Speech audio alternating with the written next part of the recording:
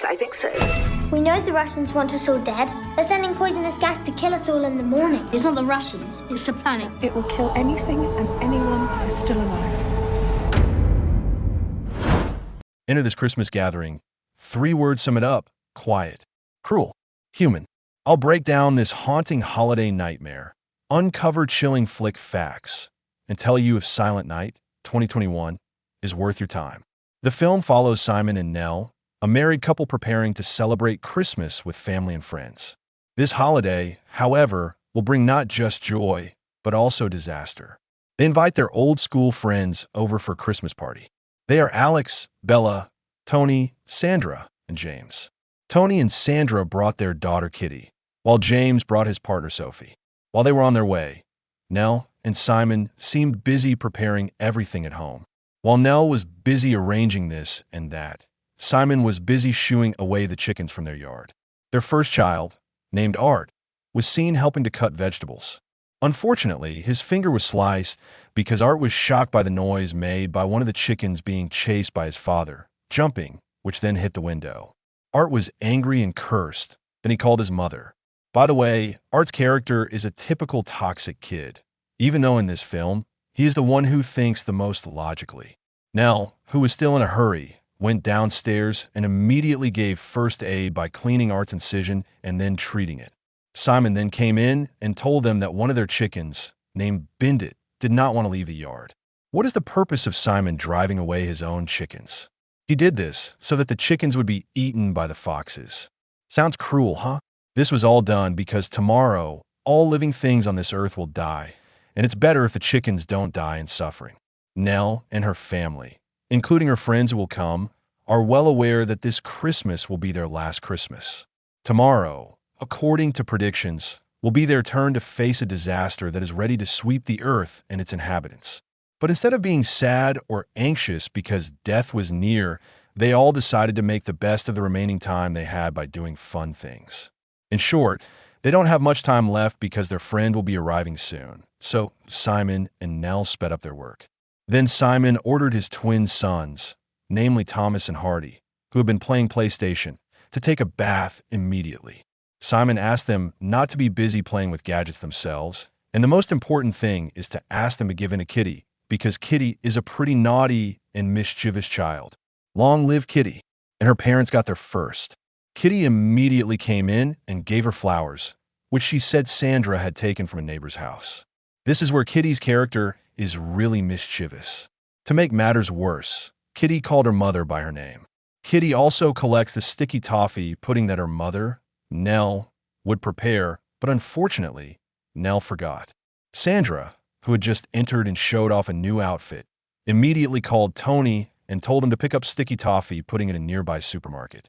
Now it's Alex and Bella's turn to come to Nell's house. Just for information, they're a lesbian couple. Anyway, Bella asks Nell if Kitty is coming too and jokes about Sandra and Tony, who should have finished with Kitty earlier. On the other hand, Kitty, who had been busy looking for Art earlier, suddenly entered the bathroom and saw Thomas and Hardy there. She shooed him away, but Kitty insists on watching Thomas and Hardy bathe. Suddenly, Art came and told Kitty to be quiet, while getting angry like the behavior of naughty children in general. Kitty complained to her mother, feeling annoyed that Kitty was treated like that. Sandra asked Art to apologize, but Art didn't accept it and went back to complaining to his mother. But unfortunately, Art was not supported by his mother. Instead, Art was forced to apologize to Kitty outside the house. It turns out that James and Sophie had arrived. They were the last people to reach Nell's house. They also teased Sophie that she was too young for James, and also about Sophie being anorexic.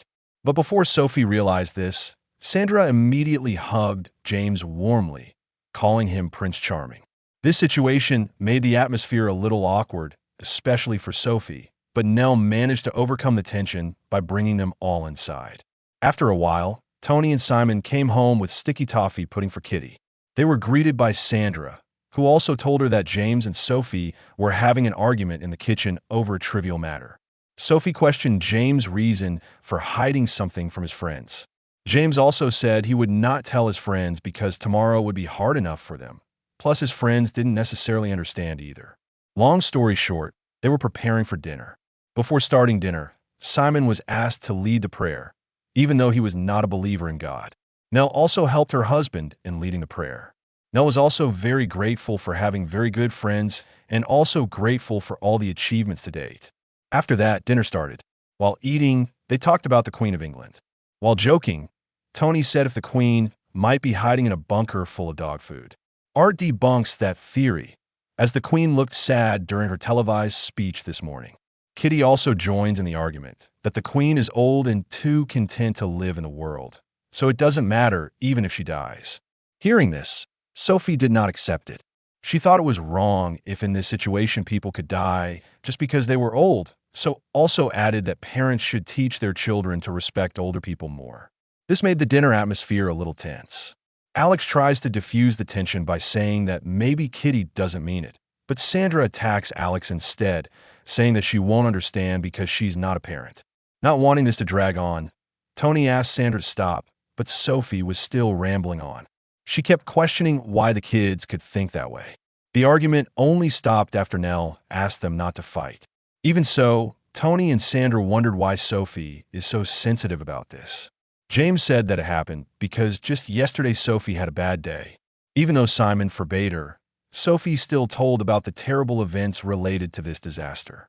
Sophie told about her family who first faced this poison gas storm disaster.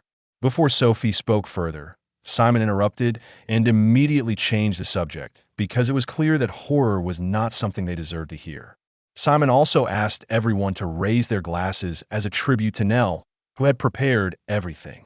But Sophie still interrupted the conversation, saying that parents had to be honest with their children. Art denied it and told his mother he wasn't lying because he had seen the news live on television. Then Kitty suddenly stated about the conspiracy theory that all of this was the work of the Russian state. But Art denied it and said that all of this was pure anger from the earth, which was spewing all the garbage that humans threw into the form of a toxic gas disaster. Kitty still insists on the conspiracy she believes in, but she doesn't think that's too bad either, because at least the British government has a better solution. The debate continued because Art started talking about morals. He believed that what the government was doing to deal with this disaster was not a plan, but the disaster itself. Long story short, dinner was over, and in his room, Art reviewed again the impact of the poison gas disaster that swept the earth through the government's website. On the website, the government provides a way out, namely by taking a pill called an exit pill, which can kill painlessly. These pills are the same pills his family and friends take the next morning. Meanwhile, Nell and Sandra explained to the children why they had to stick together. Sophie, who was listening from behind, couldn't stand all this reality, then left silently. It seems that Art is crying. Then we see grown men talking about these pills in the glass house. James had already gotten his pills from the hospital, as he was also a doctor. They would all take these pills in the morning before the poison gas storm passed their house. But the problem now is that Sophie is pregnant, and she has decided not to take the pill because it's technically like killing her own child. Tony replied that it was an entirely different matter. In his opinion, there was no other way to escape this poison gas storm. James also believed the same thing, but he couldn't do anything because Sophie's decision was unanimous. In the end, Simon just asked James to make sure Sophie didn't influence the kids because they wouldn't understand. After that, it was the gift opening event where Kitty got a doll from her father. I love you, Daddy. You're the best daddy in the whole wide world. Thank you, Daddy. Oh. Oh, I love you, sport. Art told all his grievances to his father. He said it was stupid to give children toys they couldn't even play with. Art then questioned the fate of people who were not given the pill, such as the homeless and illegal immigrants who are not legally allowed in England. Art really wants to help them, but Simon says it will be useless. We better think about our own fate. After that, they all had fun by setting off fireworks, then continued with the adults who were nostalgic for their old school days. Sandra remembers that she used to love James, and surprisingly, James also admits that he loves Sandra too. Everything changed when Sandra finally chose Tony, where James was overcome by jealousy that made him hate Sandra, then hate himself. Tony was really confused hearing this and started to challenge James by calling him a loser. But the situation was managed by Bella, which reminds us that everyone makes mistakes, including Tony and Bella themselves, who apparently used to have sex when they were still in school.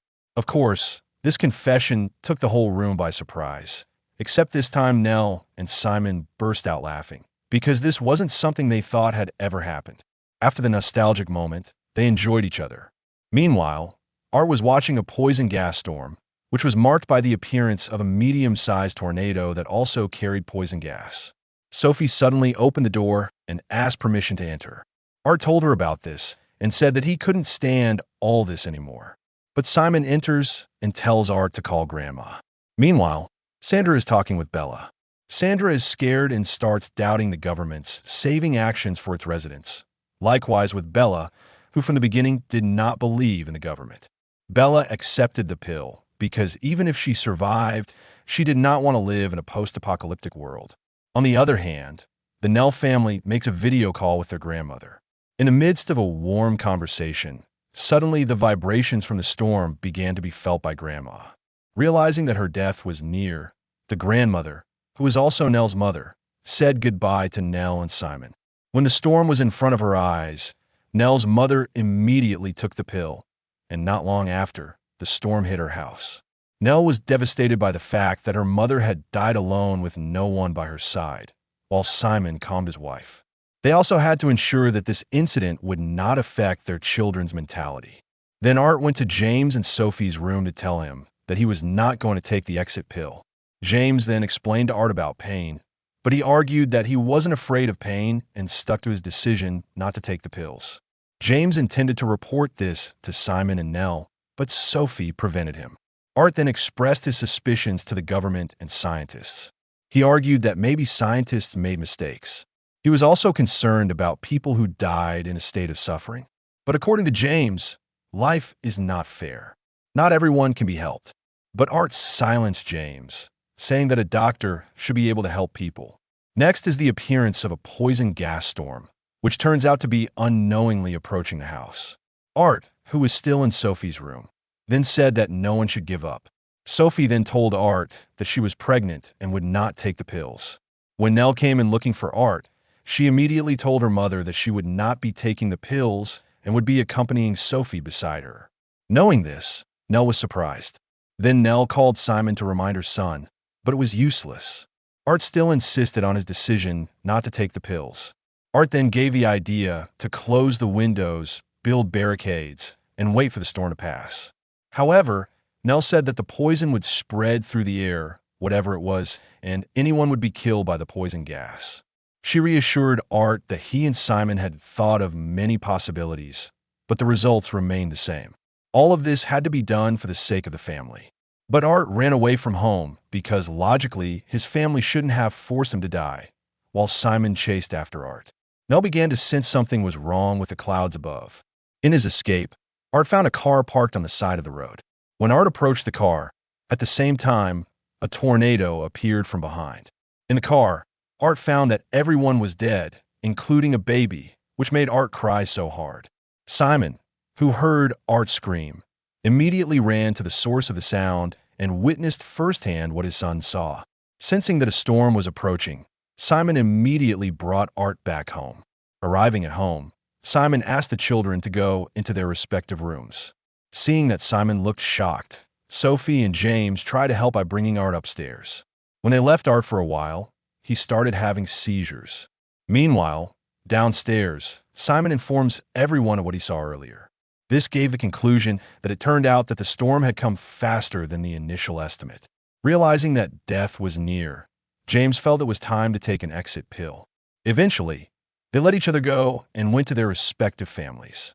Simon then entered the room and told his wife and children that the time had come.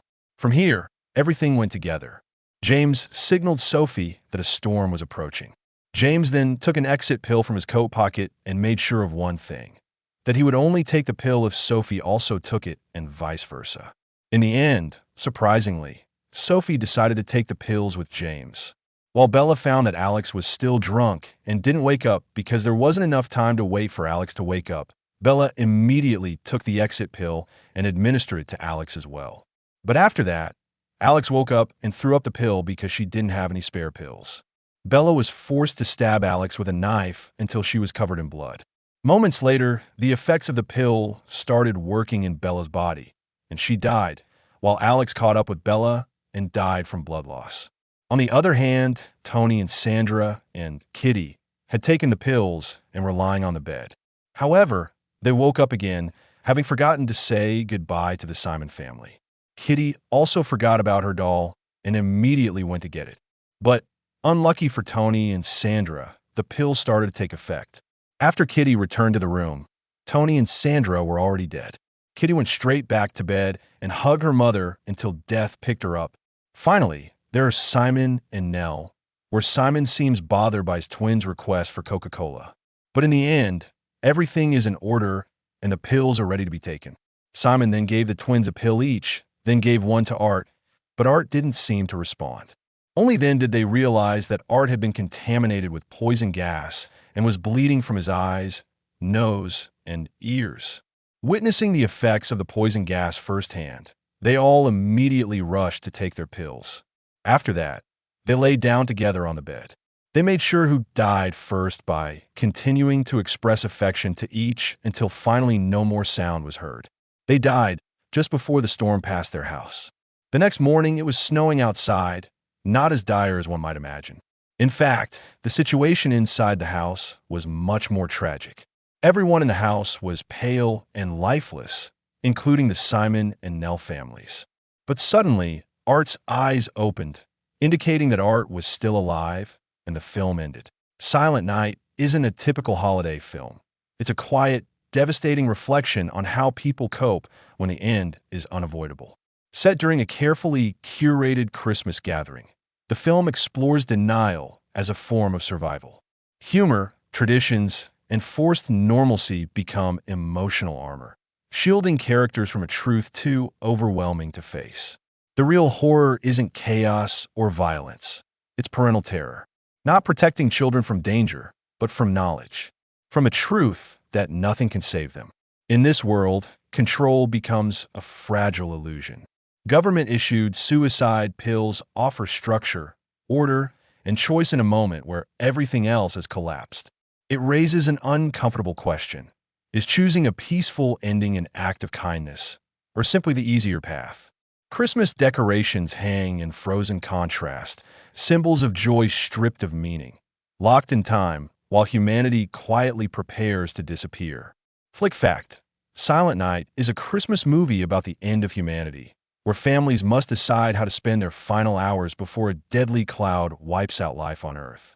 Flick fact: this was director Camille Griffin's debut, featuring a stacked cast including Keira Knightley and Matthew Good, blending dark comedy with brutal existential horror. What makes Silent Night so unsettling is its plausibility. There are no heroes, just ordinary people choosing how to face the inevitable. On the flick verdict scale, this is a must-watch, dark, brave, and emotionally brutal. Not a feel-good holiday movie, but one that lingers long after the credits roll. Love films that challenge comfort and morality? Flick Favorites breaks down the movies that stay with you. Comment below, would you take the pill or wait?